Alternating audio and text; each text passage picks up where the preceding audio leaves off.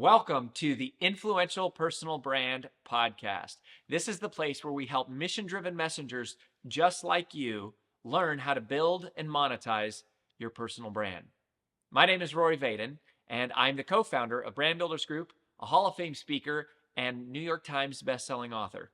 And this show is to help experts learn how to become more wealthy and well-known. I know you're going to love it. Thanks for being here. Let's get started. Well, every once in a while, I will meet a client who is someone who has been a vendor to several of our clients. And anytime that happens, I pay attention because this is such a small world that we live in. And because all of our brand builders, right, all of you mission driven messengers are always looking for good vendors and asking us, who can I trust? Who can I do stuff with? So I really, really pay attention. Well, one of those people is Jen Kem, who I'm going to tell you about. And she became a client of ours after I had been hearing her name. And so here, let me tell you a little bit about Jen. Okay. So she works specifically with thought leaders and personal brands, and she helps them to make more impact and make more money. She has been named by Forbes as a top brand strategist. Her company, Master Brand Media, represents influencers, celebrities, CEOs, experts, authors, and really helps them with brand collaborations, live events, kind of monetizing specifically through live events is what we're going to talk about today. And some of our Brand Builders Group clients that she has worked with is Selena Sue, Chris Winfield, Jen Gottlieb, Nicole Walters, all really high level clients that I know personally. She's also worked with people like Lisa Nichols on an event called Speak and Write to Make Millions. They did that event together years ago. And anyways, when Jen became a private client of mine for BBG, and she was telling me what she did, I was like, I want to have you on the podcast. I need to learn about all that you do. And I know there's going to be people in our community who are doing this. So we're going to talk about how to make millions of dollars through live events and through creating and curating event experiences. Now, she has a book coming out also soon. So later next year called Unicorn Team, Build and Scale an Unforgettable Brand from the Inside Out. So we'll probably touch a little bit on that, but I really want to learn from her about how she does what she does. So Jen, welcome to the show. Rory, I'm so pumped to be here. Buddy, I am too. So how did you get into producing these live events, and like, how did you get into the live event world and business? Well, it's a long yarn, but bottom line is I came from corporate. I used to be the head of go-to-market launching of big products and services. And so when I jumped the pond, if you will, over into entrepreneurship and started my own consultancy and agency around helping companies, products, and personal brands do the same, it literally was one of my first mentors who then became a client. I'm sure this happens to you too, Rory, as we've talked about now. You're my mentor on the book side, and I had a mentor. Her name was Lisa Nichols, and I want to give full credit to Lisa because I hired her to be a mentor to just make sure that from a leadership perspective, from the way that I looked at the world perspective, that I had a bigger awareness of what was possible for me. And in that relationship, I can't help but like share with her, gosh, I see these amazing things that you're doing, and I'm curious if you thought about doing X, Y, and Z. And she was like, I'm always open. And I think when you work with mission driven messengers like Lisa, Yeah. they are open to hearing, how can I expand my message to the world? And so bottom line, we created this amazing relationship. And it was her who encouraged me and said, because I said to her, I think you should be she was already doing amazing events. She's a very highly requested and hired speaker. And she had already a New York Times bestselling book under her belt called No Matter What. And I said, I think that from a next level perspective, where we need clarity for your audience is like, what are really your offers that you're making? Because people loved her. They would show up anywhere she would go. So she had all the charisma and the of a visionary. And from a high ticket perspective, people were used to purchasing from her books, smaller bundles, things like that. And she was only available for higher level mentorship in a one-on-one capacity, which she was one of my mentors that I was paying a high ticket. So you hired her to be your like one-on-one private coach. Yeah. And then what she did was she changed my entire life. And I always tease her, ruined it at the same time. Just kidding, Lisa. because she's like, you really need to be helping entrepreneurs because I know that you are crushing it with corporations. Because I had taken my corporate experience, and a lot of my clients were corporate people and executive types who wanted that type of strategy and working with their go-to-market teams. And she said, I feel like the way you're teaching me as my student is what entrepreneurs need more of, but they don't know anybody like this. You know, we've been told you can do events and experiences, but a lot of times the conversation is more about logistics and event planning. And I was coming from Totally. a place of It's always like, strategy. it's Yeah, always like, how do we get the coffee and what's the AV and all like all this that stuff. stuff. But like so you have a framework. It's called Yes. Million Dollar Experiences. Is that what it's called? Yes, it's called the $1 million experience model. Yes. Million Dollar Experience Model. And so this is all about basically how to create an awesome experience that also translate into more revenue at the event, right? Yes, and post event, because even the model itself accounts for, what's all the pre things you have to do, obviously, what happens at the actual event to create the transformation that makes the people who come, and the key is that the people who come in that pre-work are people who are ready for a transformation, that Mm. understand they want more after an event, and are already primed because we've done a good job before the event to invite the right people into the room, so that the offer itself is a perfect fit for the problem that they want to solve.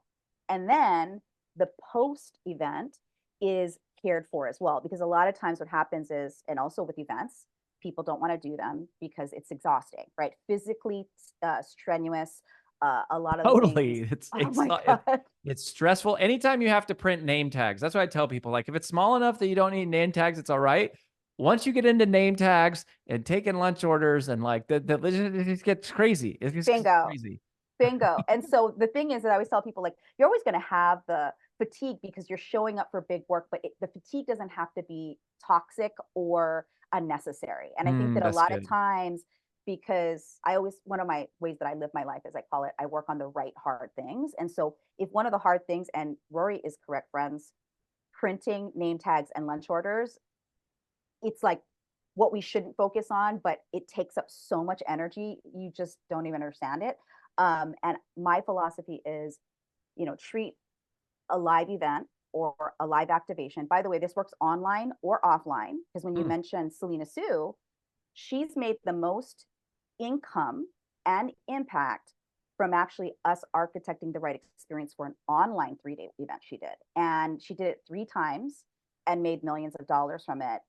And it just shows that when you have the right model, and Rory and I can geek out about models all day because he has like the most amazing models around Oh, personal framework, like brands, frameworks frameworks, and yeah. models, and systems.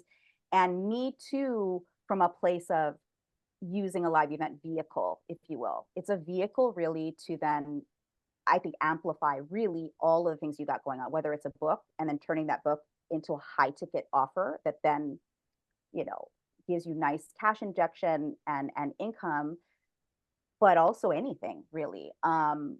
So it's also back to that post event caretaking that allows people to, if they don't choose yes at that time, they are ready for the next or the next time. And Hmm. I know brand builders and Rory and AJ are very much about the relationship building. And that's what I also love about live events. They are the best way to get closer to people, and create relationships, and not just sell more, but frankly, partner, collaborate, creationship opportunities, Mm-hmm. There's um, just, and it all takes so that. much energy, to your point. It's like, because you're giving so much energy, and it's like, Mm-hmm. it's transformative because you have the human experience of like, we're pouring into each other and like we're bringing the energy. So I think that in and of itself is a really big insight for people to understand, that I think a lot of people miss, is just going, there's a pre-event strategy that primes people and preps them. And then there's also a post-event strategy, which is like you keep in touch and you build a relationship. Because we're playing the long game constantly. And I'm just shocked at how many people are like, well, nobody bought in my funnel, nobody bought my webinar, this sucks, it doesn't work. And it's like, no, dude, it's like a great funnel converts at like 3% for anybody, like Yes. 5% maybe. So your whole life is nurturing the 95%. That's where the magic is. It's not like the 5% who buy. It's going, how do you build a relationship and add value and stay in touch with the others? So just the idea of even because sometimes they'll be like, this event sucked. We didn't sell anything. What a failure. And it's like, oh my gosh, did you totally have the wrong motives and the wrong sales strategy going in the first place? Right. Exactly. So walk us through the model. Walk us through Okay. so walk us through like how does it work? So there's three parts of the model, the $1 Million Experiences model. And from this point, you'll probably hear me call it MDE. So just remember those words, friends, MDE, $1 Million Experiences. And Okay. the model is comprised of three stages. So the three stages are strategy, sales, and scale. Okay. And under the strategy track, if you will, are three important components: experience design, offer clarity, and the campaign plan. And Experience so design, offer clarity, and campaign campaign design, plan. campaign plan. Mm-hmm. Okay. And so I'll go through the three tracks and then I'll just give you a little tidy taste under each one. So the next stage is the sales strategy, right? So that includes your event marketing, your offer invitation, and the agenda and zones, which is the way that we architect the right way to create a room of transformation. Like So that's like the physical space? Yes, so it's the physical space. So the agenda and the zones are critical components to making sure that the sales strategy works. Um, Interesting. So that's the game. That's actually a game changer. So we can even touch on what I think of this whole model are game changing things that most people are not doing, but the unicorns that are winning are doing because of this model. So the third stage is called scale. Yep. And that is the seamless logistics, the unicorn team that you need to actually do the thing, and then the money math and metrics. So those are the nine, if you will, core parts of the model that really make what you were mentioning earlier, Rory. It's like what's so cool about this model and why I'm kind of obsessed with it, and I'm proud that we've been able to create such phenomenal results, is because it speaks to my soul around leverage, because it's leverage for all the right reasons. There's, you get to grow your personal brand because people who see people in front of the room, Rory, as a speaker, and when you produce your own events, you create a lot of authority. And then you have the income piece, which again, this model is so great if you have a mid to high ticket offer. And then the third piece of it is actually you compress the amount of time to make cash, because with an online funnel, which again, you need those systems. I have online funnels, I have all the things, but when you are committed to a live activation, you actually can make the same amount of money in 3 days that you can make in 365 days.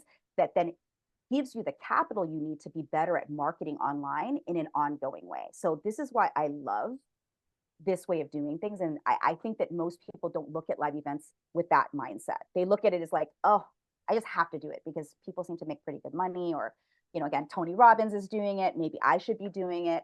And I'm like, no, it's not about it. Do it because you want to create leverage. You want to get your time back actually. And you want to like have the biggest impact in the smallest amount of time. So that's what let's talk about the offer part. Okay. So when you say mid to high ticket offer, what price point is that exactly? Like, is this a $100,000 something, or a $20,000 or a 5,000? Like what's the range that this model kind of like works for? So I think it's based on also the stage of business that you're in. So I will say that at the minimum, it's more worth it to do an MDE type of activation if you have at least a $5,000 offer. And when I say that, please listen to me. Like perhaps you've written a book, right? And say you have this storied career, but right now people are starting to know you for a thing you want them to know you for. That's why you go work with brand builders, right? You're building your personal brand, you're writing a book, and you want to take some of what you've learned, but you know that people don't really know you fully for this offer yet. An MDE event is great at that stage, because let's say it's a $5,000 to $10,000 offer and you can get 50 people in the room, right? So let's do easy math, because I don't want to mess this up since we're live on a podcast, but basically let's say you get imagine if you could get 25 of the 50 people to buy a $10,000 offer, right? Yeah, That's so that's 250,000. $250,000, right?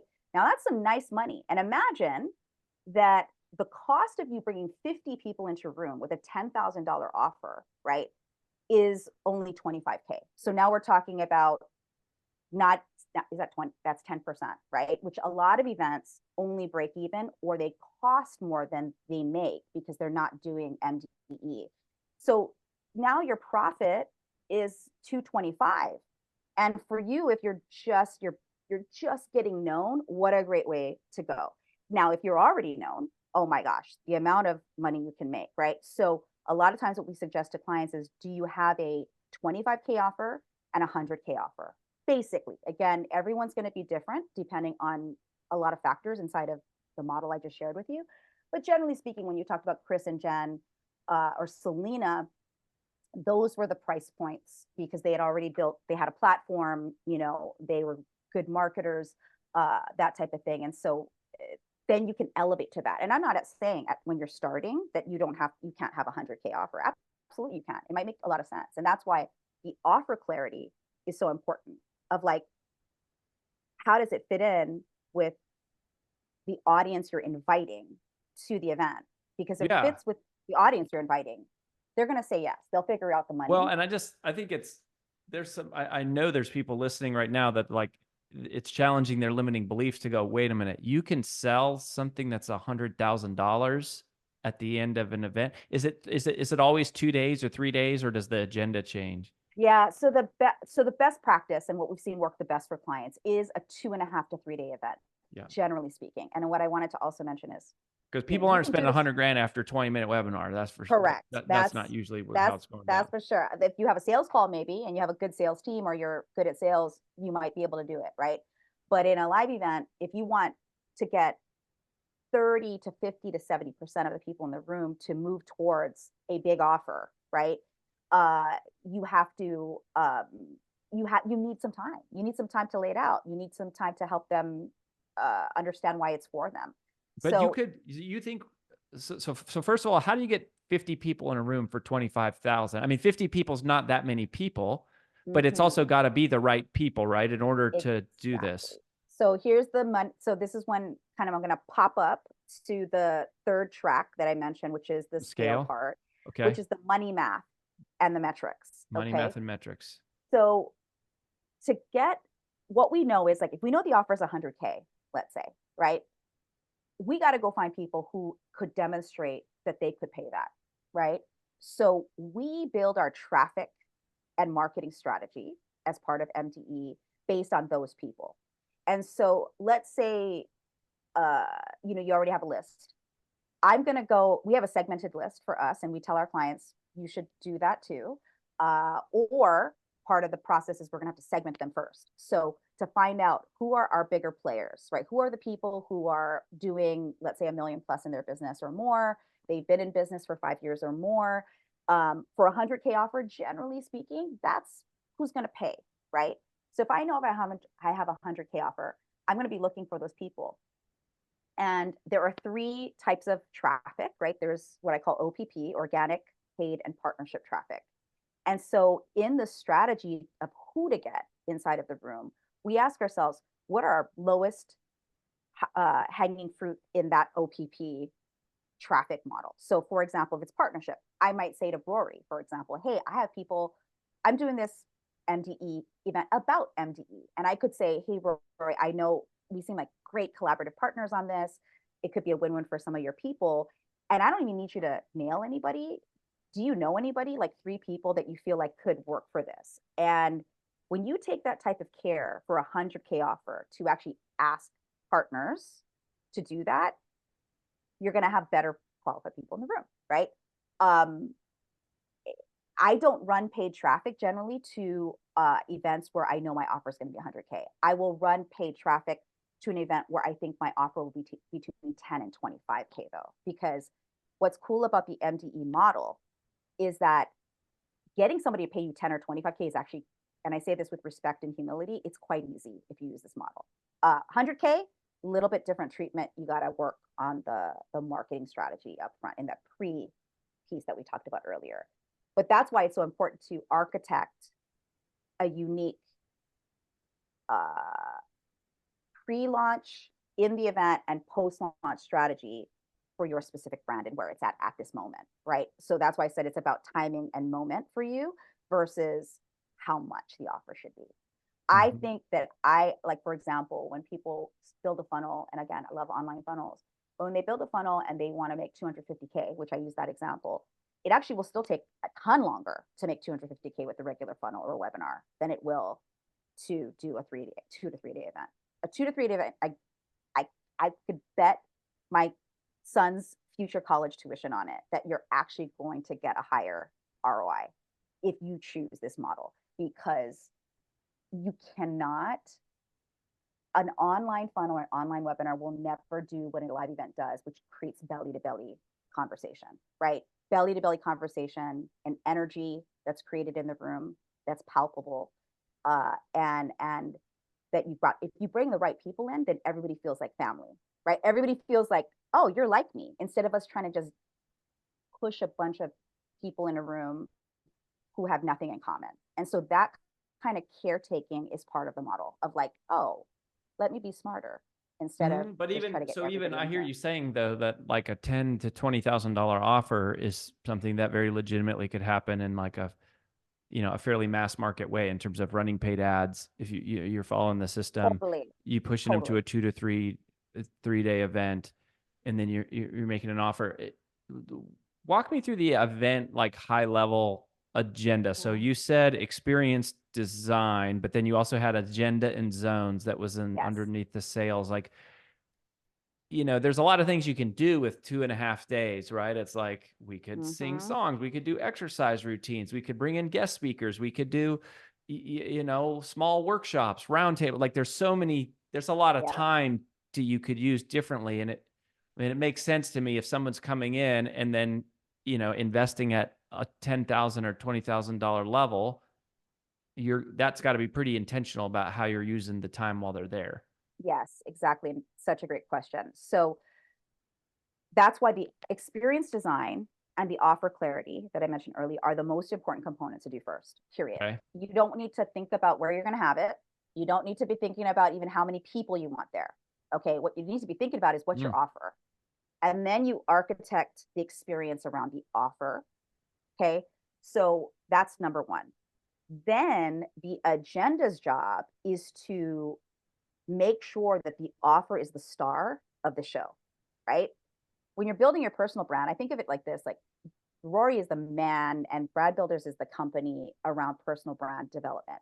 This is what I call your monetization product strategy, right? So it's like the product that's associated with me, right? How do we make it the star, right? And so the agenda is, and then make the messenger, the mission driven messenger, which is the personal brand that's delivering the show, is amplifying, look, you want me, but what you really want is this process, this model, this thing that we have, and the agenda should reflect the model. So for example, here's a little trick.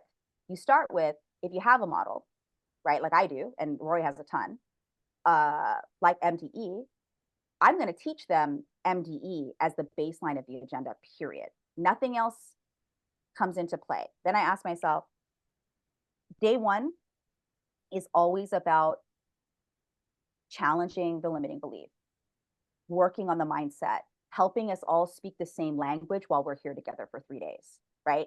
So we work with our clients to be like, on day one, when you open with your story and the model or the framework that you're going to be teaching over the next 2 to 3 days, what is going to make them see themselves in the story and the framework? What is going to do that? And whatever that experience is, we create that as the first agenda item, because now we've set the primer for all of the other things we're going to put on the agenda to support them in having that transformation. So that's day one. Generally speaking, day one is all about that. And whatever experiences you create, whether it's breakouts, perhaps other speakers, which again, other speakers, by the way, you got to, they're part of the primer. You pick speakers that not only help people come and elevate your brand, but also can buy into the framework. Because if it's a separate conversation, they get confused, right? The audience goes, oh, I should go work with this person, or I should do this, or I should do that.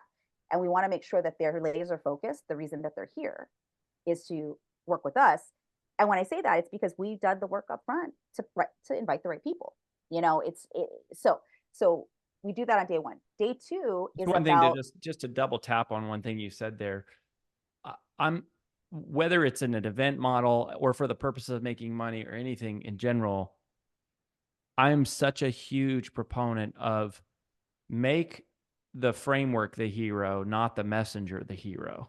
yeah, Like you cannot scale a company when the messenger is the hero. It's like it has to be a framework, right? Like that's such an important idea. And it's also something that if you really care about impact, it's one thing it's one of the best ways I think you tell about where someone stands in their ego.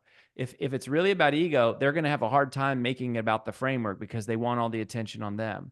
If someone really cares about impact, they're going to work really hard. And that's one of the things we do is help people create their frameworks in our captivating content. But it's because you go, a framework can outlast you. A framework can be taught to other people. A framework can scale. A framework can be yes. duplicated. So I really love that. Okay. So day two. So tell me what happens day two. Day two is now, obviously, if you have a 2.5 day to 3 day event, you have to be able to emphasize the most important parts of the framework that solve the problem that they came to solve, right? So you have to do that by lunchtime on day two, because lunchtime at day two is the first time you're going to invite people in to play bigger with you, right? Using the work. And so we call it like the hemispheres of the event, right? So think of the lunchtime on day two as like a tipping point moment. So everything before that is mindset and making sure that you've taken actually the best parts of your framework and taught it the best, not the weakest, not the least important, none of that. Give them the best, right? And the key is to show them that it's better to do it with a trusted, proven guide, aka a group of people who understand the framework better than you do, which is usually your team, right? Or your company. And so day two morning is all about making sure you're emphasizing and solving the problems. So they're like, oh my gosh, I got so much value already, right? Then you're making the invitation at lunchtime. Now, after that moment, it's all about emphasizing why the framework will solve all the problems that they came to solve. So all the content on the agenda after that is about choosing the top problems that they think that they have and using the framework to solve it in the agenda, period. Okay. And you can do that in a very cool, interesting, fun way. There's a lot of ways to do that. That's where like that's fun for me to be your thought partner on like, here's a way you could do it that doesn't feel like academic or boring, but sometimes parts of it will have to be academic. And it again depends on the offer and the type of crowd that you attract. So that's what day two after lunch is about. And the reason we know so much data on the people who come is because in the pre-launch process, after they've chosen to come, we have this amazing sales tracker that is like magic, okay, where we put all the attendees in and we sort them based on their problems. So we're gathering all those data because we ask them before they come. And then we architect the agenda around solving the problem, period, right? That's where the magic happens because they're like, oh my God, they're reading my mind. Oh my God, this framework really like does the job, you know? Oh wow, I really trust her or him because the mission driven messenger, our job is to tell stories and share other people's wins to elevate how the framework has helped us become successful in whatever we're teaching. So that's a key part is a lot of people do not look at the data of the people coming. They don't ethically stalk. They're amazing people that are coming that are getting in a plane, train, or automobile to come to you and taking time away from their families, taking time away from their business to come. And so to me, it is our responsibility, and that's why I love this framework, to actually study them and go, what are they really needing so that we don't waste their time? Because when you do that for people, they are like, I got to have this thing. And it's actually a good quality product and experience that they're having in an ongoing way. And then now they're telling everybody about you because they're like, oh my God, that 3 days that I spent at Brand Builders or with Master Brand Institute or, you know, Super Connector Media or Impacting Millions, all these people, like, they're going to go, wow, I really got, and I met some of my best friends and colleagues there because they're like me, you know? And so that's really what the other side of the invitation on day 2 is about, is amplifying those things. And then by the end of the day, you know, you're going to look back and go, wow, I got a 50 or 70% conversion, at least 30%. And that was a lot more than I got from an online funnel and webinar. So yeah, it's fun. And you can actually then extract all those pieces and turn it into content, obviously, too. Yeah, for sure. So you talked about like offer structures like being the most important. What are the parts that you have to nail about that, right? Because like I feel like there's a lot of, I mean, clarity to me feels like, I mean, you said that, and that's why I feel like most of the time it's just not that clear what's included and what's the result or the benefit or the outcome of if someone takes it up. But like, what are some of the keys around the offer clarity piece that either you see people screw up or you're like, you know, make sure it's this and not that? Because it's not just the price point, right? I mean, a price is just a number. It's really got to be engineered from something other than just grabbing an arbitrary number out of thin air. Right. So the two things that I think are missing the most, and we touched on one already, is framework. Selling the process, not the person. Okay. So important. And actually training yourself as a visionizer, right? The person who's the messenger, to realize that the business you, not the brand you, but the business you needs the framework, right? Your team, your company, your ability to serve more people is got to be a business decision, not a brand decision. And the framework is almost like your little clone. It's your cloning device, if you will, that allows you to you know, replicate, like you said, and scale. So number one, we've already touched on that. Number two is you got to nail what I call your rich niche. Okay. And how I define niche. The rich niche. The rich niche. Yeah, right? the rich niche. Yes. So I define niche a lot differently than I think other people.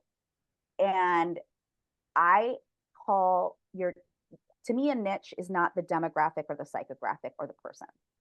The niche is the actual problem that you're solving.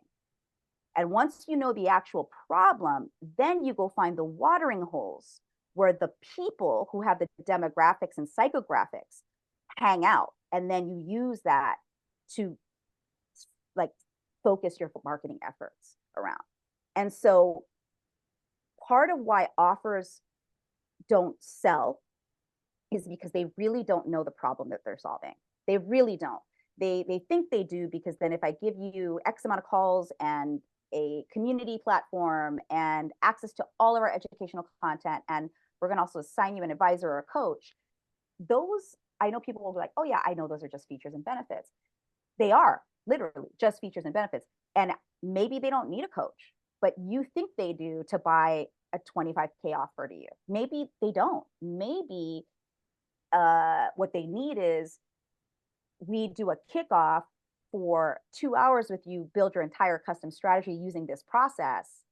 And if you want, you can get a coach later, but that they're getting a real win that's palpable.